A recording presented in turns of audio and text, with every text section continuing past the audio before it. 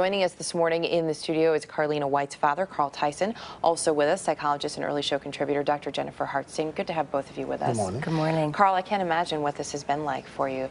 Talk about a roller coaster of emotions. How is everybody doing this morning? Everybody's great this morning. You know, I speak to my daughter just about every morning. I text her, which I don't like that texting stuff. You know, but you'll learn to like it for her. I told her, you can text me 2 days, but Daddy got to hear you on the third day. I got to hear that voice. But everything is great. What's it like every time on that third day when you hear that voice? It's wonderful. I just wish she was close to me, you know, so I can reach out and touch her. Yeah.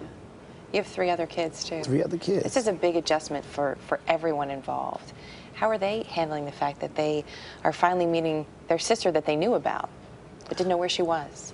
Well, Jackie is handling it. You know, I got Carl and Kayla, and so Jackie's the oldest, next to Carlina.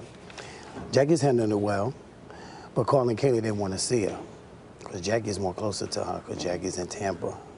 And so the 2 little ones, they definitely want to see her. They doing the same thing. They texting. Yeah. So that's a great thing. And this is, it seems like, Jen, the best way to start this, because it's so much for everyone, would be to do things slowly. Absolutely, and I think that it sounds like that's exactly what's happening. Is it's hard to text, and it is a whole different generation of interaction, and what a great way to start to build the trust and build the relationship and get to know one another, and that is how her generation certainly communicates. So the slower going it is, the easier it is to build, just like you would a new friendship. It's a relationship that has not been present for such a long time, so it sounds like you're all handling that part of it really well, and that's so smart and going to be better for the long term. Has it been easy for you when you do speak or even when you're texting about things? There are obviously, you both have so many questions. Is there anything that's been tough for you to broach as a subject with her? Yes, because you know you got to watch certain things you want to say to her. Like I can't talk to her about the things that happened because she don't want to discuss that. So now I just got to move forward step by step. She's 23, so it's like kind of hard to say to a grown-up that you haven't seen since she was a baby. So it's kind of a little tough, but I'm trying. And in that 23 years, that other family obviously shaped who she is as a person. Right. Is she very different from your other children, or have you sensed that she was raised in a different manner than you're raising your other kids? Well, they all got the same attitude. I know that. That's universal, huh? They got the same attitude, so, well, it's like I said, it's 23 years, so, you know, I know how I raised them. They was with me. But I can say one thing about it. I give it to Aunt Patway.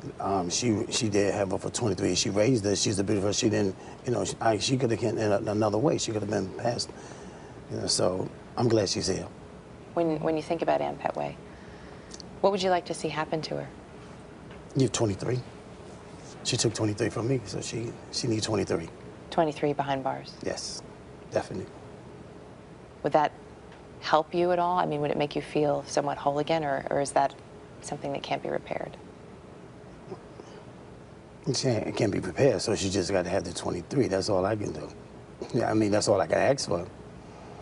But it never take me all the way back to that time because I never had a chance to really take my daughter to the park, take her to school, and that's the, you know, your first child, that's what you want to see her, get on the school bus, you want to get off the school bus, you want to take her to school, you want to go on school trips. So I couldn't do that, but I did that with the rest of them. But it's not like that first one. So Ann took a lot from me. Would you want to speak to her? Is there anything you'd like to say to her? Well, Ann? Yeah. Yes. Why? That's it. I would hear her out if they let me.